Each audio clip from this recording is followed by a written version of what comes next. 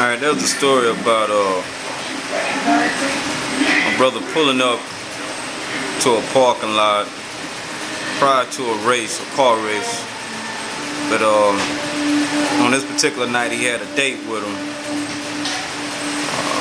Nobody knew that she was a deceased woman. But what my brother did, he had dressed her up, makeup, put a cigarette in her mouth.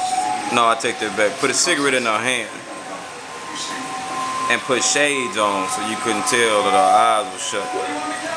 But he pulled up to the scene. Cut the radio, cut it down. He pulled up to the scene. He got out the car and he put a couple of grand on the hood of the car. And he said, I get a first person $1,000 to make her say something.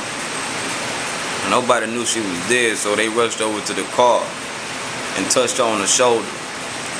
And when she fell face forward into the dashboard, everybody took off running from the car. So I want to see if somebody can put that in writing, see how exciting you can make it more visual. You would have to know my brother to understand how he do these things, but I can see it clearly, but I can't put it in words clearly. But he was a known car racer. He used to drive under diesel to get away from the police. He was well known for that. He got away from the cops a lot of times. Of course, he drove off the bridge in '85. Some people say the police shot out his tire. Some people say he ran from the police. We don't know what happened. I don't know what happened.